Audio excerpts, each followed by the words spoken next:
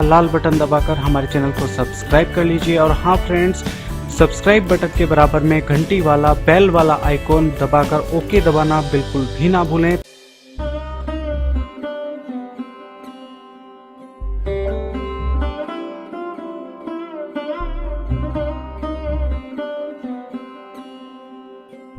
प्रभु श्री राम को 14 वर्ष का वनवास हुआ।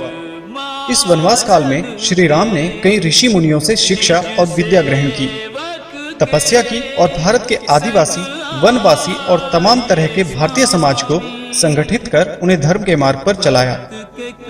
संपूर्ण भारत को उन्होंने एक ही विचारधारा के सूत्र में बांधा। लेकिन इस दौरान उनके साथ कुछ ऐसा भी घटा जिसने उनके जीवन को बदल कर रख दिया।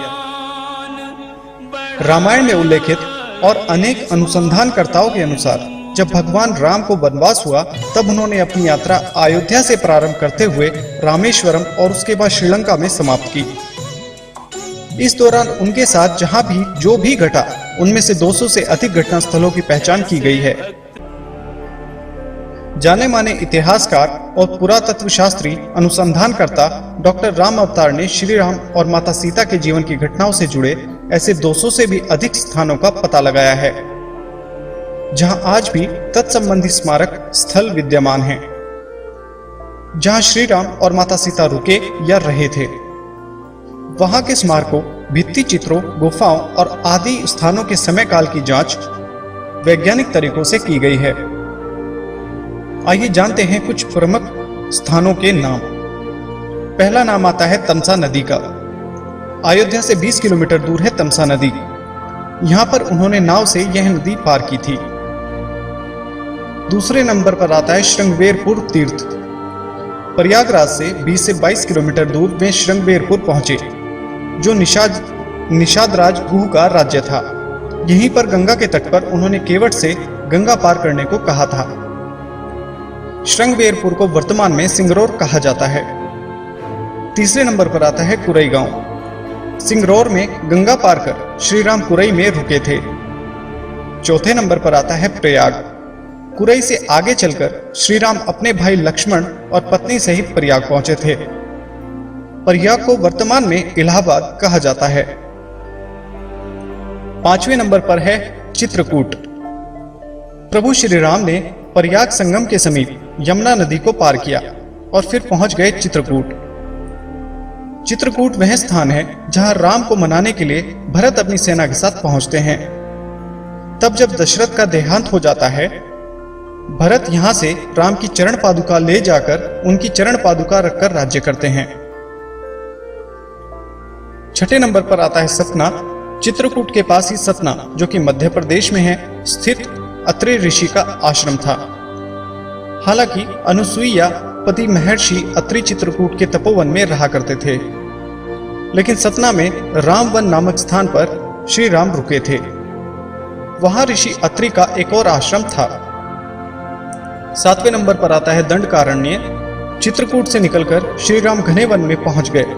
असल में यही था उनका वनवास। इस वन को उस काल में दंडकारण्य कहा जाता था। मध्य प्रदेश, छत्तीसगढ़ और महाराष्ट्र के कुछ क्षेत्रों को मिलाकर दंडकारण्य था। दंडकारण्य में छत्तीसगढ़, ओडिशा एवं आंध्र प्रदेश राज्यों के अधिकतर हिस्से शामिल थे। दरअसल उड़ीसा की महानदी के इस पास से गोदावरी तक दंडकारण्य का क्षेत्र फैला हुआ था। इसी दंडकारण्य का ही हिस्सा है आंध्र प्रदेश का एक शहर भद्राचलम। गोदावरी नदी के तट पर बसा यह शहर सीता रामचंद्र मंदिर के लिए प्रसिद्ध है। यह मंदिर भद्रगिरी पर्वत पर है। कहा जाता है कि श्री राम ने अपने वनवास के दौरान कुछ दिन इस भद्रगिरी पर्वत पर भी बिताए थे। स्थानीय मान्यता के मुताबिक दंडकारण्य के आकाश में ही रावण और जटायु का युद्ध हुआ था और जटायु के कुछ अंग दंडकारण्य में आ गिरे थे। ऐसा माना जाता है कि दुनिया भर में सिर्फ यहीं पर जटायु का एकमात्र मंदिर है। आठवें नंबर पर आता है पंचवटी नासिक। दंडकारण्य में मुनियों के आश्रम में रहने के बाद श्री राम अगस्त्य मुनि के आश्रम गए।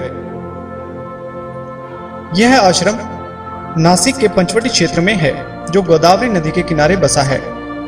यहीं पर लक्ष्मण ने शूर्पणखा की नाक काटी थी। राम लक्ष्मण ने खरवेदूषण के साथ युद्ध किया था।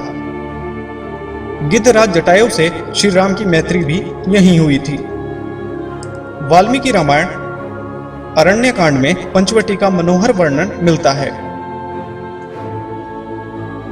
9वें नंबर पर आता है सर्वतीर्थ। नासिक क्षेत्र में शूर्पणखा, मारीच, खरवेदूषण के वध के बाद ही रावण ने माता सीता का हरण किया और जटायु का भी वध किया था, जिसकी स्मृति नासिक से 56 किलोमीटर दूर ताकेड़ गांव में सर्वतीर्थ नामक स्थान पर आज भी संरक्षित है। जटायु की मृत्यु सर्वतीर्थ नाम के स्थान पर हुई, जो नासिक जिले के इगतपुरी तहसील के ताकेड़ गांव में मौजूद है। इस स्थान को सर्वतीर्थ इसलिए कहा गया क्योंकि यहीं पर मरणासन्न जटायु ने सीता माता के बारे में बताया था। श्री राम ने यहां जटायु का अंतिम संस्कार करके पिता और जटायु का श्राद्ध तर्पण किया था। इसी तीर्थ पर लक्ष्मण रेखा थी। 10वें नंबर पर आता है पर्णशाला। पर्णशाला आंध्र प्रदेश में खम्माम जिले के भद्राचलम में स्थित है। रामालय से लगभग 1 घंटे की दूरी पर स्थित पर्णशाला को पनशाला या पनसाला भी कहते हैं। पर्णशाला गोदावरी नदी के तट पर स्थित है। मान्यता है कि यही वह स्थान है जहां से माता सीता का हरण हुआ था। हालांकि कुछ मानते हैं कि इस स्थान पर रावण ने अपना विमान उतारा था। इस स्थान से ही रावण ने सीता को पुष्पक विमान में बिठाया था, यानी माता सीता ने धरती यहां छोड़ी थी। इसी से वास्तविक हरण का स्थल यह माना जाता है। यहां पर राम सीता का प्राचीन मंदिर है। 11वें नंबर पर आता है तुंगभद्रा। सर्वतीर्थ और पर्णशाला के बाद श्री राम लक्ष्मण सीता की खोज में तुंगभद्रा तथा कावेरी नदियों के क्षेत्र में पहुंच गए। तुंगभद्रा एवं कावेरी नदी क्षेत्रों में अनेक स्थलों पर वे सीता की खोज में लग गए। 12वें नंबर पर आता है शबरी का आश्रम। तुंगभद्रा और कावेरी नदी को पार करते हुए श्री राम और लक्ष्मण चले सीता की खोज में। जटायु और कबंध से मिलने के पश्चात वे ऋष्यमूक पर्वत पहुंचे। रास्ते में वे पंपा नदी के पास शबरी आश्रम भी गए, जो आजकल केरल में स्थित है। शबरी जाति से भीलनी थी और उनका नाम था श्रमणा। पंपा तुंगभद्रा नदी का पुराना नाम है। इसी नदी के किनारे पर हम्पी बसा हुआ है। पौराणिक ग्रंथ रामायण में हम्पी का उल्लेख वानर राज्य किष्किंधा की राजधानी के तौर पर किया गया है। केरल का प्रसिद्ध सबरीमलय मंदिर तीर्थ इसी नदी के तट पर स्थित है। 13वें नंबर पर आती है ऋष्यमुख पर्वत। मलय पर्वत और चंदन वनों को पार करते हुए वे ऋष्यमुख पर्वत की ओर बढ़े। यहां उन्होंने हनुमान और सुग्रीव से भेंट की, माता सीता के आभूषणों को देखा और श्री राम ने बाली का वध किया। ऋष्यमुख पर्वत वाल्मीकि रामायण में वर्णित वानरों की राजधानी किष्किंधा के निकट स्थित था। ऋष्यमुख पर्वत तथा किष्किंधा नगर कर्नाटक के हम्पी जिला बेल्लारी में स्थित है। पास की पहाड़ी को मतंग पर्वत कहा जाता है। इसी पर्वत पर मतंग ऋषि का आश्रम था, जो हनुमान जी के गुरु थे। 14वें नंबर पर आता है कोडीकरई। हनुमान और सुग्रीव से मिलने के बाद श्री राम ने वानर सेना का गठन किया और लंका की ओर चल पड़े। तमिलनाडु की एक लंबी तटरेखा है जो लगभग 1000 किलोमीटर तक विस्तारित है। कोडीकरई समुद्र तट वेलांकनी के दक्षिण में स्थित है, जो पूर्व में बंगाल की खाड़ी और दक्षिण में पाल्क स्ट्रेट से घिरा हुआ है। यहां श्री राम की सेना ने पड़ाव डाला और श्री राम ने अपनी सेना को कोडीकरई में एकत्रित कर विचार विमर्श किया। लेकिन राम की सेना ने उस स्थान के सर्वेक्षण के बाद जाना कि यहां से समुद्र को पार नहीं किया जा सकता और यह स्थान पुल बनाने के लिए भी उचित नहीं है। तब श्री राम की सेना ने रामेश्वरम की ओर कूच किया। 15वें नंबर पर आता है रामेश्वरम। रामेश्वरम समुद्र तट एक शांत समुद्र तट है और यहाँ का छिछला पानी तैरने और सनबेदिंग के लिए आदर्श है। रामेश्वरम प्रसिद्ध हिंदू तीर्थ केंद्र है। महाकाव्य रामायण के अनुसार भगवान श्री राम ने लंका पर चढ़ाई करने के पहले यहाँ भगवान शिव की पूजा की थी।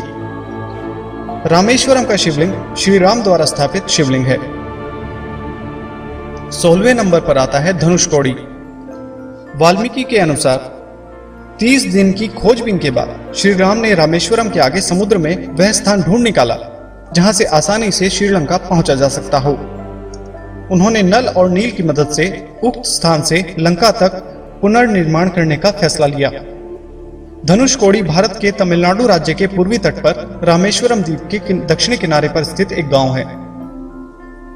धनुषकोडी पंबन के दक्षिण पूर्व में स्थित है। धनुषकोडी श्रीलंका में तलेमन्नार से करीब 18 मील पश्चिम में है। इसका नाम धनुषकोडी इसलिए है कि यहाँ से श्रीलंका तक वानर सेना के माध्यम से नल और नील ने जो पुल, जिसे राम सेतु कहा जाता है, बनाया था, उसका आकार मार्ग धनुष के समान ही है। इन पूरे इलाकों को मन्नार समुद्री क्षेत्र के अंतर्गत माना जाता है। धनुषकोडी ही भारत और श्रीलंका के बीच एकमात्र स्थलीय सीमा है जहां समुद्र नदी की गहराई जितना है, जिसमें कहीं कहीं भूमि नजर आती है। 17वें नंबर पर है नुवारा एलिया पर्वत श्रृंखला। वाल्मीकि रामायण अनुसार श्रीलंका के मध्य में रावण का महल था। नुवारा एलिया पहाड़ियों से लगभग 90 किलोमीटर दूर बांद्रवेला की तरफ मध्य लंका की ऊंची पहाड़ियों के बीच सुरंगों तथा गुफाओं के भंवर जाल मिलते हैं। यहाँ ऐसे कई पुरातात्विक अवशेष मिलते हैं जिनकी कार्बन डेटिंग से इनका काल निकाला गया है।